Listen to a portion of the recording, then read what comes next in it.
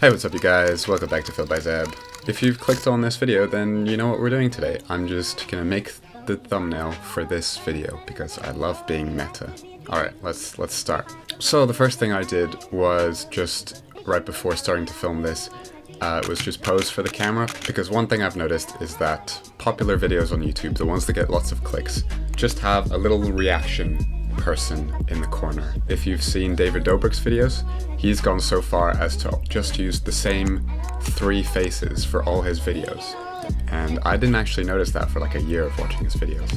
As you can see, I just posed a little bit for the camera, and then I also have a little video of me posing, and I just basically need to pick a good clip that I think will work well. Pretty good there. So I'm just going to screenshot that. And then I'm basically going to just go straight into Photoshop and start working on it. Alright, I'm going to start by just opening up the last thumbnail I made because it's got a lot of the things that I've used already. I'll show you how I make this all from scratch, I think. Alright, I'm going to keep this in the corner because I've been using the same. It's just a text box and a rectangle with a border. I'm going to just change that to 21 because this is going to be the 21st video, which means we made our goal. Yeah. Alright, next thing. Let's just start by getting a background. I have a folder somewhere on my computer of just a bunch of textures of construction paper that I've been using for a lot of my videos recently. What color have we not done on my channel recently? I've just done purple twice in a row, that's not very good. Let's go for a yellow. We're gonna go for a yellow for this one. So I'm just gonna grab the yellow construction paper, stick that in, make it fill up the whole screen, make it the background, and that's the start. So the next thing is we're gonna grab that screenshot I just took, and then I'm gonna go in and with the pen tool, I'm just gonna quickly trace around my hand. Alright, just gonna finish up grabbing the outline here. Alright, and once that's done, I'm just gonna right click, make selection, no feather, and hit the mask button, and that's just gonna separate me out like that. Then I usually just go in with the brush, and you can see there's these weird gray bits, that's just the background bleeding through. And I'll just tidy that up a little bit. Alright, now that we have that, what I do is I command click on that mask, and that brings the selection back. I'm then going to go select, modify, expand that by 15 pixels, and then I'm going to make a new layer, drag that behind it, and then just fill it with white by doing Alt-Delete. And that's that main bit. The next thing is I'm going to just make that into a group.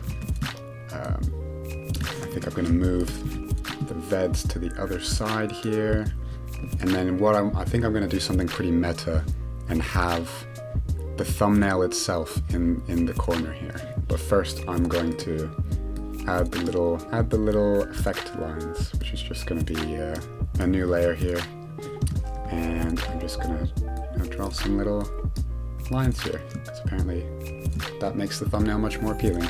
And to make it pop a little bit, I'm just going to go down here and do drop shadow, and the default settings are usually pretty good, and then I'm going to stick that onto here as well, just to add a little black shadow there.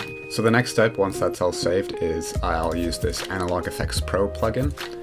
This is basically, it's used for photography, and it basically does a bunch of film grain effects, and that's what just adds some nice coloring to my thumbnails. I quite like the look of it. I use it a lot for my pictures as well. Here I've got like a lens distortion, but I'm not really using that. This is like a weird like a blur effect that sort of blurs the outside, and you can really see it if I do it small.